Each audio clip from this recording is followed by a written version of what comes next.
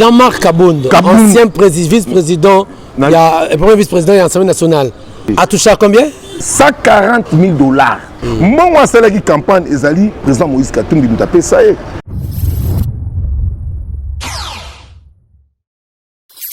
Messieurs, bonjour, bonsoir. Cela dépend de l'ère à laquelle vous nous regardez à travers le monde.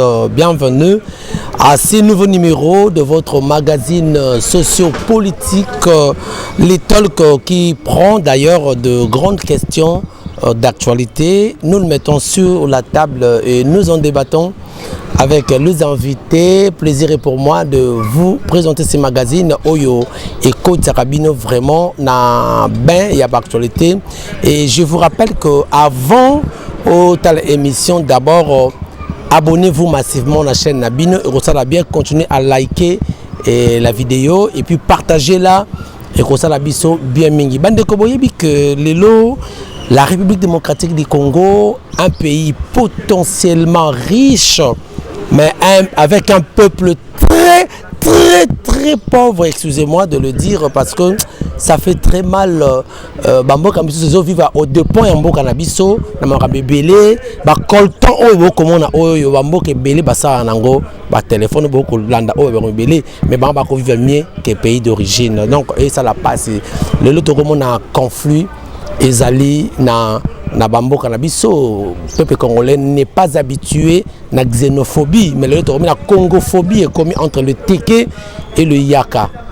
Kuna Mboka ya Grand Bandundu, donc on parle de Tenama Indombe et ça l'a passé. Et nous parlons également d'un meeting Oyo. Hier il était ami, il y a l'actuel président, mais Bengani lelo alobi ke asu na yeta ko tambo asu na yete ndeko fak donc alobi ke a ko tenir meeting na le 18 septembre prochain, c'est-à-dire les dimanches en 8 parce que le lot allez mokolo ya vendredi, le dimanche en 8 ndeko Franck Diongo, le président MLP alobi a ko tenir meeting. Que va-t-il dire au peuple congolais? Tokoye bango lelo elongo na moko ya ba communicateur ya MLP aboroma tout ça na siège ya MLP aux édits partis chers. Il y a Manamboka Franco Diongo Chamba. Il s'agit bien de Monsieur Pessi Sao Sao. Bonjour. C'est qui, hein? Ah oui, hein? À l'époque, donc les lots qui dans la Zabessi n'a reconnaissant d'abord vers Bino. Ouais. De na Boulambo Salanga et Bino de Salanga, il faut qu'on dise Maramonto à Salio. Donc le Bosso n'a remercié d'abord Nanou.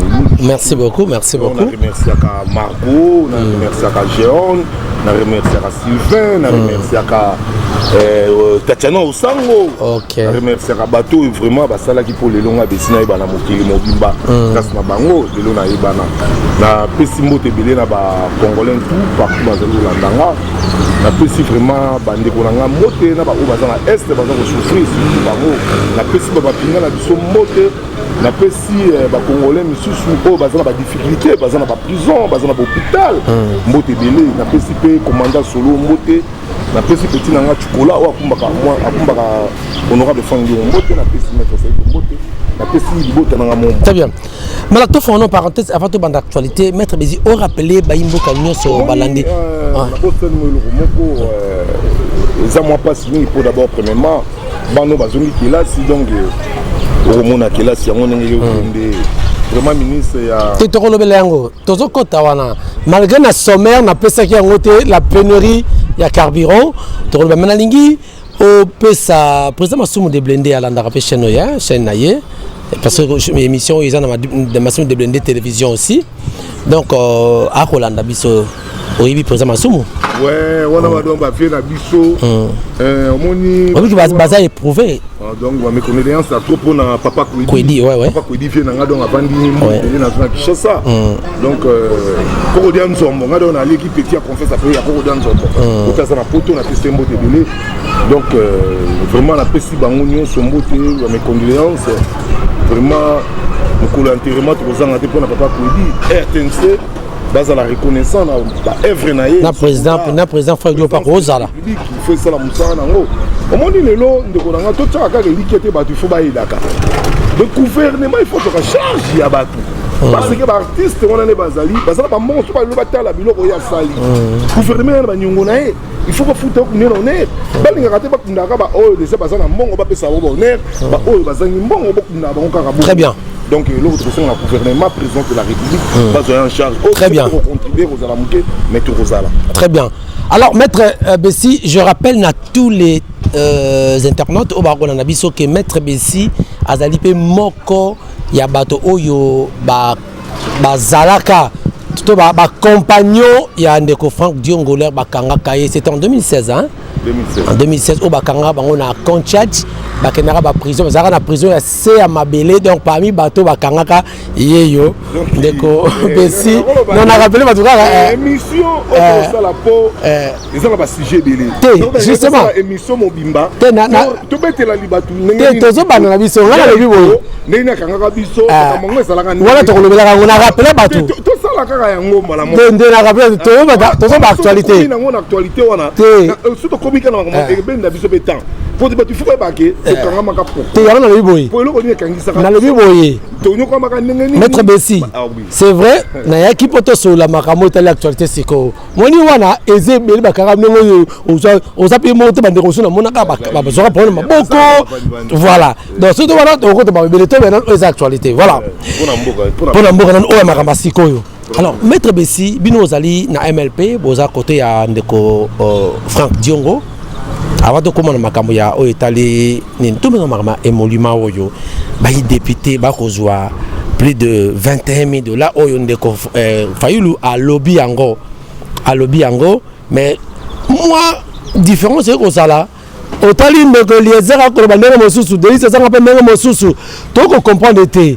bino ba MLP comment beaucoup mon likambo wana moni le goza na Congo ils la passe pour le lot quand on va vérité ça la passe faut d'abord ba tout d'abord ba bino ba salaire va foutre à bangoudi donc le président Félix c'est salaire foutre à été hein bon est-ce que c'est normal et ça passe tout ça sobilo ma wa mingi mboka oyo eko ko tongama na magwite mboka eko ko tongama na lokoto lokutate mboka eko ko tongama na moyibi te bo bango ba tie ba pando ba kominini moyibi kanyaka ba biloko wana mboka yo tambula na vérité omoni lelo soki bato bakoloba nalandaki intervention ya Denis Sesanga nalandi ya Liese nalandi ya kombone nani muto kombone nani Martin ya papa Martin Fayulu président Fayulu nalandaki ya Kululu il faut comprendre que ndeko Liese Tamboué azalaka na pouvoir jamais akoki kokose akoki kondima mabe na bango azala pouvoir pour la rater ça non vérité on a bali bateau na yebi bango na ko loba ko na télévision ki leko mona nga bon na te ba biloko nyuso ba loba kala azali na pouvoir na ko biso loko moko boye asaki na ensemble mais muto asala kiki azana mais azala ka na ensemble non azala tout ensemble ta sali parti na ye oui avant ça la partie au te ensemble azala ki na ensemble mbongo asala ki campagne ezali président Moïse Katumbi mutapé ça ye ou asala ba propagande alors l'air c'est quoi yé atali bon non on a pu faire ça la partie na bon et non démocratie tant que mobile ça li parti na yé mais parti na yé ndezali wana ezali na kata gouvernement donc azali na yé muta gouvernement donc akolo baka o ya ça sembuté donc to le bakende ko Eliezer asali ba parti subsidiaire ou ba parti d'appui bako ko sabi so po ba ko soutenir ba ya ba Gentilingo bila donc ba ramification il de peste ko ba bongo oui donc au moins il faut tout homme sambo na vérité kutom sambuka na vérité za malamu nalandaki intervention ya Peter Chani o alobaki nini ndeko Liese Bwanga safu Mike Mkebai na bino pe bokomi corrompu na bité so tali vidéo wana e ko circuler nalandaki 140 000 $. Zélan Jean-Marc Kabound ancien vice-président premier vice-président de l'Assemblée nationale ancien président intérimaire ya UDPS omoni batwa balinga yi vérité te a touché à combien 140 000 $. Biso to kende ki poto yeba ba vérité. Pendant mon tomo quoi. On est ya lobaki yango, to lobaki to kwate. Yango mo jama kabunda ko senga ki audience na ye eza en public mokile mona. Biso to senga audience ya public poto yeba vérité. Alobi boye. Ngai moko na touchaka 140 000 $. Sans compter ba invisible, sans compter ba frais ya ba mois. donc nakomaka na ba 200 000 $.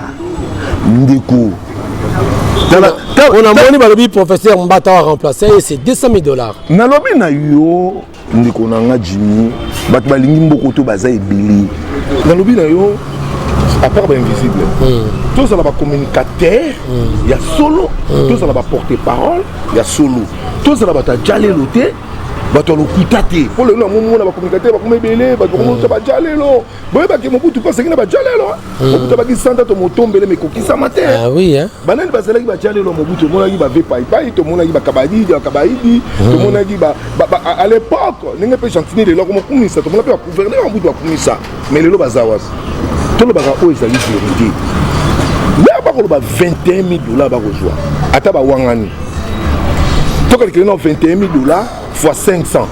Là, tu as calculé 21 000 $ fois 500 et quelques il y a Sénat. Tout compte 21 000 $ fois 500 et ça et quelques. Non, pas Sénat, tu as ici bango.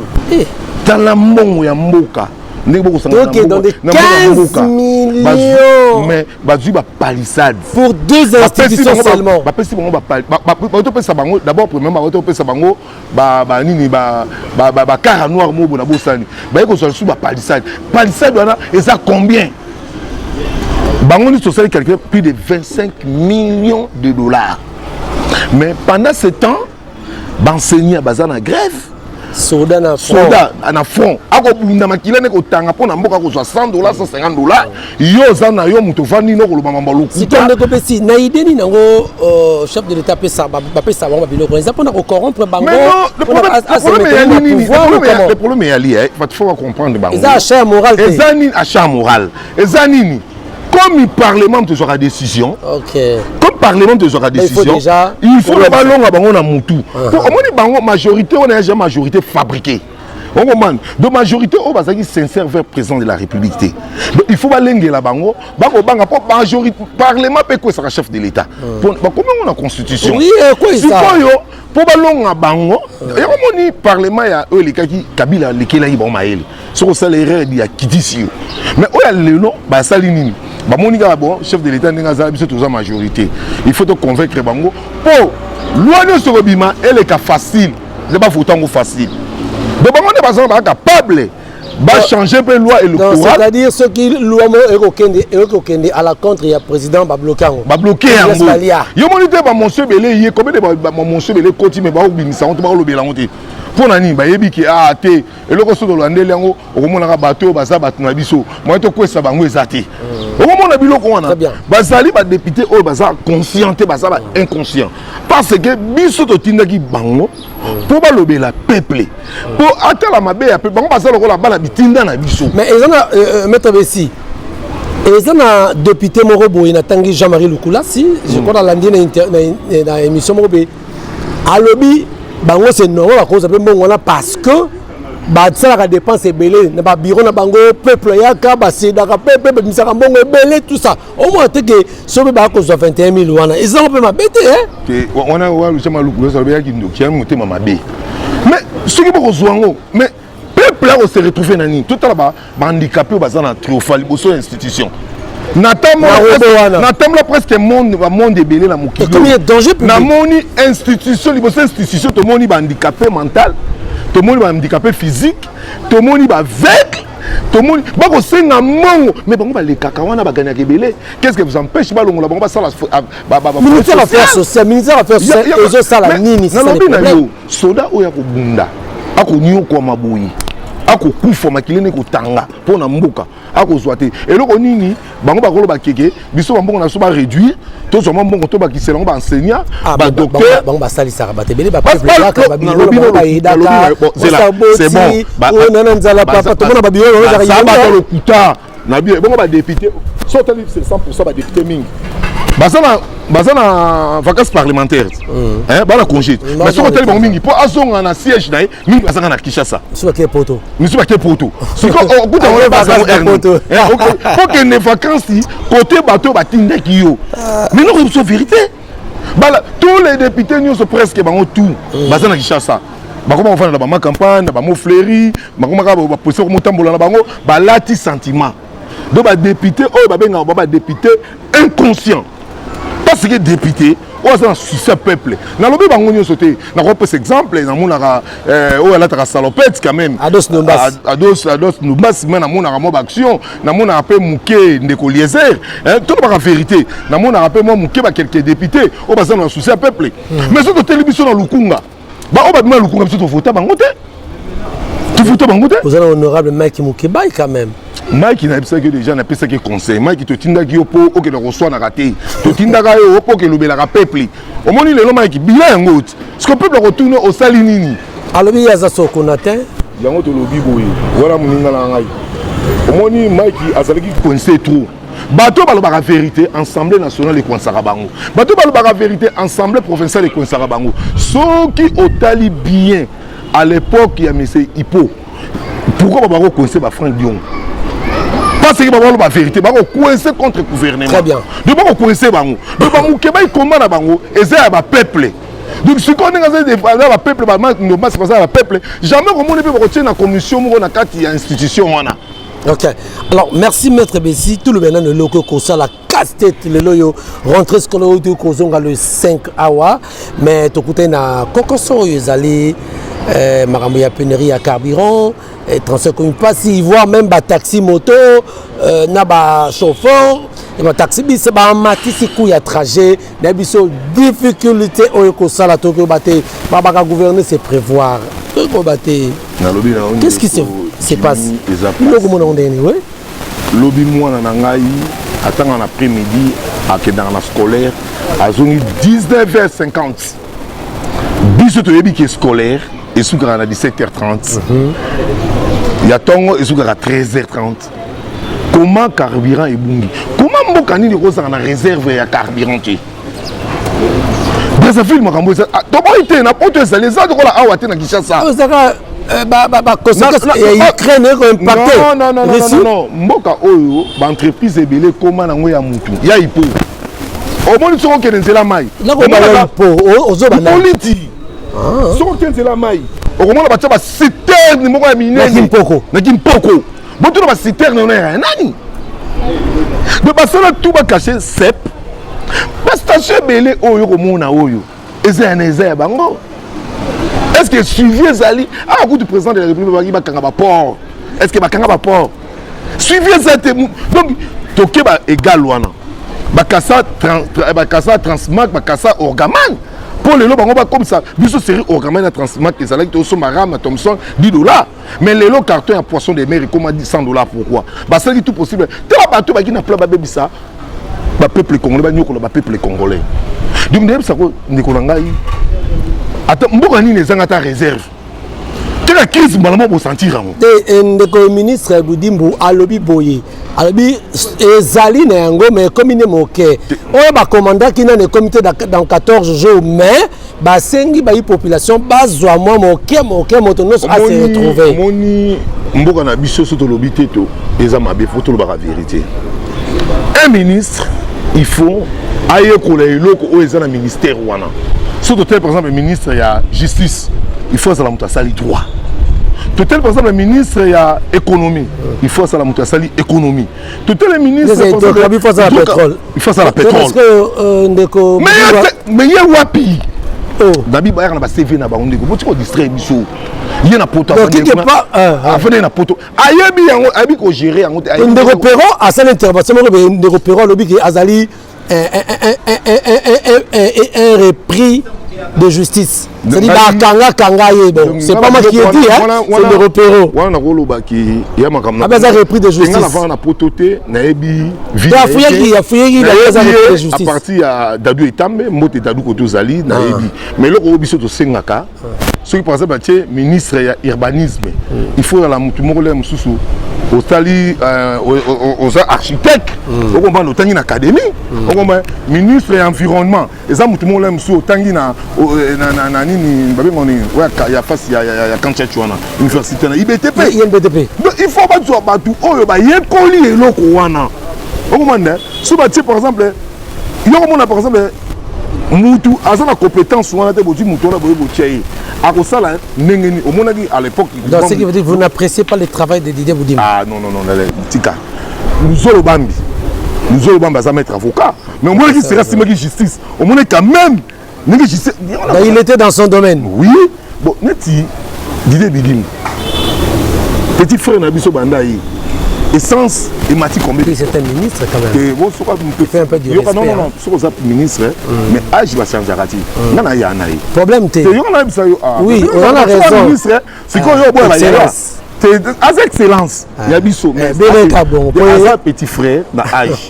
Est-ce qu'on comprend? Non, pas ma bêtise. On m'a dit, donc, au moment où il y a Bisso qui tire au Congo, il y a un impoli. Tu vas comme na monga comme mukolo, beaucoup pèse qui que les gars ya liboso. Bana di debi mboye. Tala augmentation et essence. Donc na nemo essence c'est mati plus de 4 fois. 1200 c'est combien mati papa. Nous sonne jamais échec. Attends tu es en crise, attends pas comme il Ukraine. Attends pas ces alliés. Mais beaucoup de choses il faut pas démissionner. Pas sur pas courage à démissionner. Mais beaucoup de monde ministre mo ba que échec, mais ngo démissionner té. Yo mon ministre économie, ba ko taquer makamwa a démissionné mais monsieur a appareil du peuple. Ah mon ko ya malingo kende té. Comment ba ko za na culture ya ko démissionner té. Po ba yebi ke ba salaire na bango to yebi té. Yo mona lisanga bonganga té yaya. Yaya ba PC ka ministre boy, yaya parole putulu na mutu. Il y a un phénomène où les choses aussi vont conduire au CPL, ça lui fait tirer. C'est pas comme mais ça change. Non, pas comme patron. Ah bon? Ah, on sait pas comme patron. Ils ont rappelé langage. Comme il va lix, bani. Et puis ça a un mawa. Tel est le ministre enseignement primaire et secondaire. Tony Mwaba. Les amis ont payé chèque, il faut tenir ma chèque. Oui, mais que Basala qui première. Tina 8e, les ala qui bana batango filé et commis 7e na 8 oui 7e na 8e bafuti ba année passée brusquement en décembre. Ce qu'on est tinga bana ba otanga na tene de la Gombe. Minerval est ali $480. Sur $480, ce qu'on a bateau ba soka ngote. Mutu so mwana intelligent, mwana nga maeli. Vrai ou faux enseignement gratuit Simba. Et Simbate. Pour ba grève salama. Mais oui, il faut pas la vérité. La grève salama. Mais bon, il y a ce monde qui biso le torozonga kelasi. Le biso tangi kelasi ya kelasi. Biso torozo vacances le 2 juillet. Le 2 juillet, tu es vacances. Pour tout le monde préparer tout le monde va fikin, va ni va foire. On comprend bah on va vacances, va vacances. Retourne à biso, et ça le 5, le 2, le 4 septembre. Petrozonga kaka muko, premier jour bana bazonga classe biso c'est la classe totondi. Mais les lots pour moi na bana bazwa élan. Il faut qu'il y ait un mois.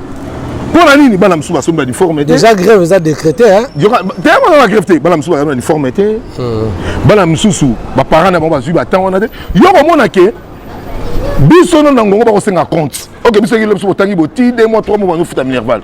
Mais biso neto ko ba bosiko a compte et ko la l'état ba senga compte. Si ko est tenir na compte ngwa $150. Est-ce que soda siko o aza na front?